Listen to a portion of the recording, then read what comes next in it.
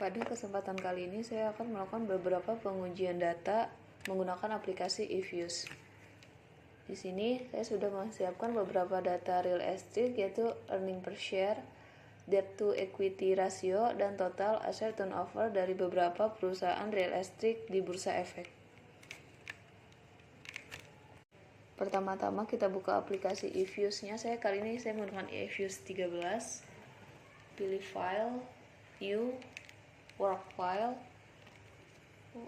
filenya pilih balance panel. Start date-nya kita lihat datanya, yaitu dimulai dari tahun 2019 dan end datanya itu 2024. Number of correction-nya itu 5 sesuai jumlah perusahaan dan klik OK. Add new object, tipenya pilih series, namanya sesuai di Excel yaitu IPS atau earning per share, kita singkat saja. Ditambahkan sesuai jumlah datanya. Yang kedua X1 itu DER, dan yang terakhir itu TATO sesuai singkatannya. Setelah objeknya ditambah, datanya kita masukin sesuai tempatnya masing-masing. Ini yang pertama DER, kontrol copy, dimasukkan, klik yes dan ditutup. Lalu yang earning per share kita kontrol copy, kontrol V, klik yes. Dan yang terakhir yang TATO, kontrol copy, kontrol V dan yes, lalu close. Untuk melihat apakah data itu dimasukkan, kita kontrol shift, IPS, DER dan TATO, open as group. Di sini dapat kita lihat bahwa data telah dimasukkan. Kita close dulu.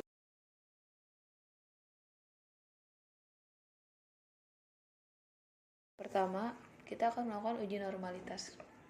Ctrl Shift IPS, DER dan TATO.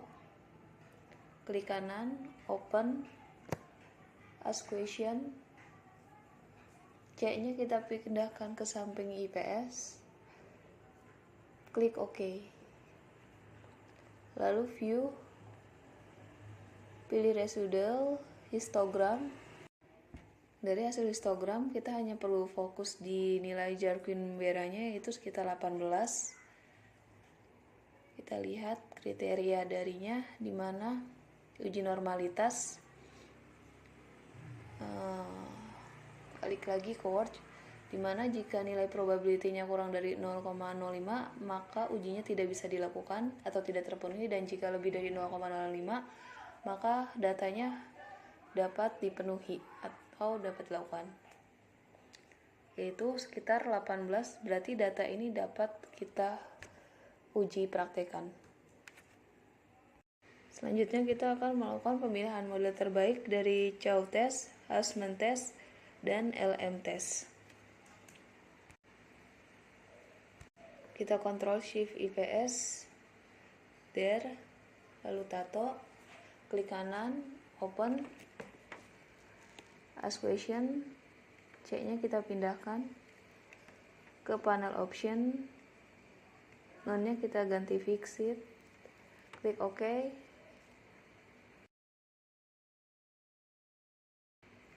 Lalu view, fixed, dan yang paling atas kita pilih redundant function effect. Ini merupakan hasil dari Chow test. Coba kita lihat baik-baik. Kita bandingkan dengan yang di Word kriterianya. Agar mudah kita sampingkan saja kanan kiri ya. Word-nya dibuka.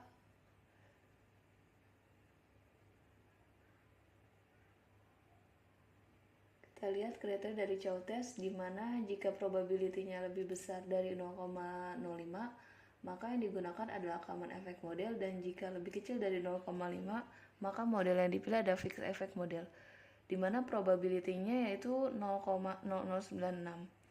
Nilai probability-nya lebih kecil dari 0,05. Kita tandain dulu.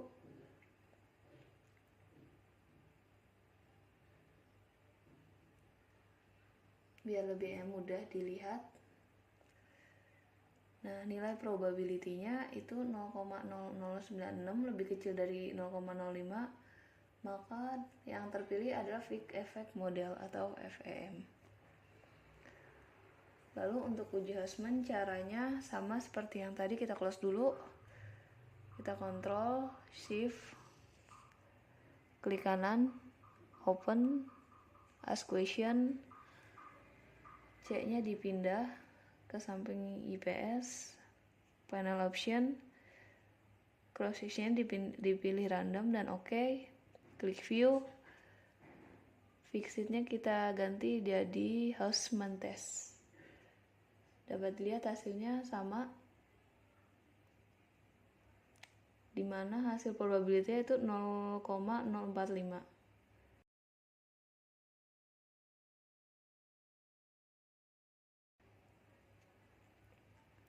Dan kriteria jika probability-nya lebih besar dari 0,05, maka model yang dipilih adalah random effect model, dan jika lebih kecil dari 0,05, maka yang terpilih adalah fixed effect model. Nilai probability-nya yaitu 0,045, lebih kecil dari 0,05, maka probability yang tepat adalah fixed effect model. Lalu selanjutnya ada uji LM test, kita turunin dulu biar lebih mudah dilihat. Caranya sama seperti tadi, kita close dulu, cancel, kita Ctrl Shift, IPS, dan tato, klik kanan, open, ask question, C-nya kita pindahkan lagi, panel optionnya dipilih cross sectionnya yang non, klik OK, view, kembali lagi yang tadi, dan pilih LM. Dapat kita lihat datanya bahwa hasil dari probability-nya 0,8097, di mana nilai probability-nya lebih besar dari 0,05, maka yang dipilih ada random effect. Lalu rekapitulasi pemilihan model regresi data panel. Kita lihat dari yang pertama, Chow test, yang terpilih Fick Effect Model. Kita tandain dulu ya. Yang pertama itu Chow testnya kepilih Fick Effect Model. Lalu yang Hausman-nya juga sama. Kita tandain. Dan yang LM-nya terpilih random effect. Kita lihat di atasnya sudah benar. Fick Effect Model, yang Chow-nya Fick Effect Model. Yang Chow test Fick Effect Model. LM-nya random effect, dan berdasarkan ketiga pengujian yang telah dilakukan, maka yang terpilih adalah Fick Effect Model. Setelah menguji regresi data panel dan menemukan Fick Effect Model, selanjutnya kita akan melakukan uji asumsi klasik. Ini kita tutup dulu, di mana data X dan Y ini harus lolos dari ketiga kriteria ini. Yang pertama, kita akan melakukan uji multikolinearitas. Kita pilih yang X aja, pilih quick, lalu pilih group statistic correlation, klik OK. Nah, dari data ini dapat kita lihat bahwa dari X1 ke X2 itu hasilnya 0,53, di mana itu lebih kecil dari 0,9, dan X2-nya X2 ke X1 itu 0,5 juga, di mana datanya juga lebih kecil dari 0,9. Di mana dari data ini dapat kita lihat bahwa tidak terjadi multikolinearitas. Lalu selanjutnya kita klik genre. Ini kita klik ABS underscore less sama dengan ABS buka kurung reset, dan tutup kurung klik OK. Dan untuk heteroskedisitas kita uji, kita menggunakan ABS, Ctrl Shift, pilih yang X1 aja dan X2, klik kanan, open, ask question, C-nya kita pindahkan, panel action ini kita pilih random, sesuai dengan yang terakhir ini, random effect, klik OK.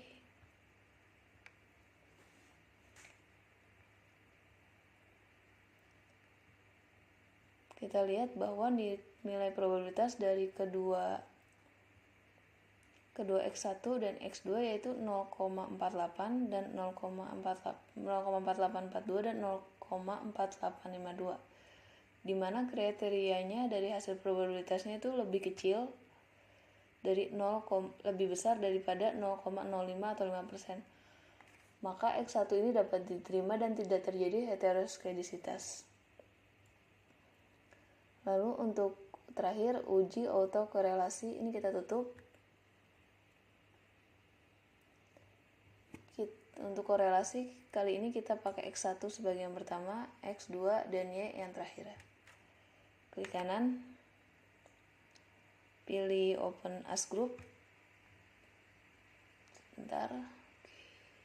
Ini kita tutup dulu harusnya. Ditutup dulu. Kita klik kanan lagi, open as group.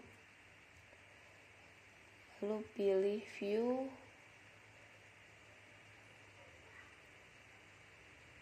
pilih covariance analysis, ini dihapus, centangnya di checklist dan probability-nya, klik OK. Dapat kita lihat hasilnya bahwa 0,827 ini lebih besar dari 0,05, berarti data ini tidak terkena autokorelasi.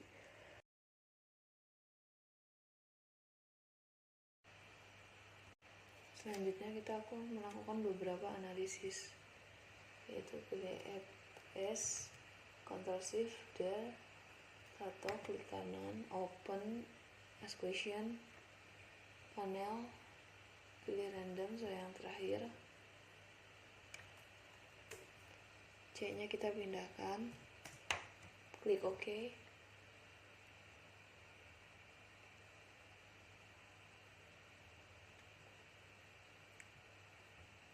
Dari data ini kita sudah copy, kita lihat dari analisis hasil uji T atau uji hipotesis di mana variabel X1 memiliki nilai T statistik sebesar negatif 8668 dengan nilai probability signifikan sebesar minus 71,3344 yang lebih kecil dari 0,05, maka bisa ditarik kesimpulan bahwa variabel X1 berpengaruh signifikan terhadap variabel Y.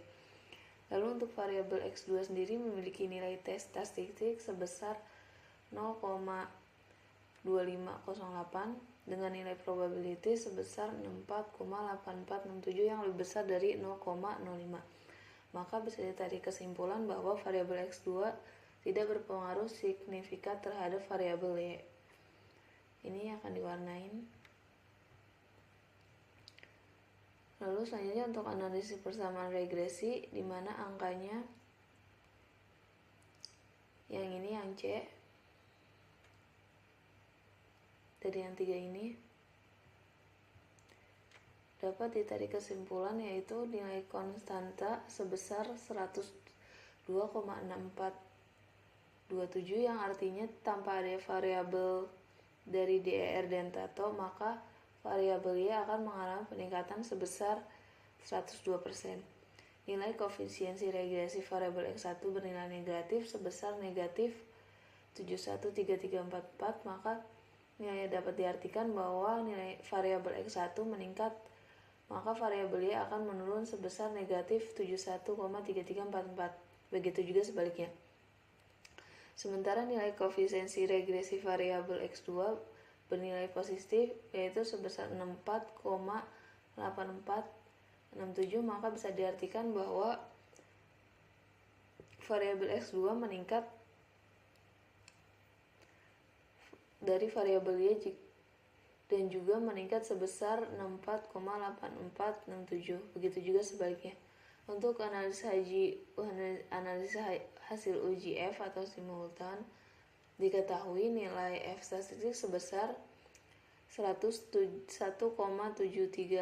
dengan nilai probabilitas F statistik sebesar 0,1949 yang lebih besar dari 0,05, maka bisa ditarik satu kesimpulan bahwa variabel X tidak berpengaruh signifikan terhadap simulasi terhadap variabel Y. Dan untuk analisis hasil uji koefisiensi determinasi, diketahui nilai adjust R square sebesar 0,0485, maka berkesimpulan bahwa sumbangan berpengaruh variabel independen terhadap variabel dependen secara simultan sebesar 48,5, sedangkan sisanya sebesar 42,5 dipengaruhi variabel lain di luar penelitian ini.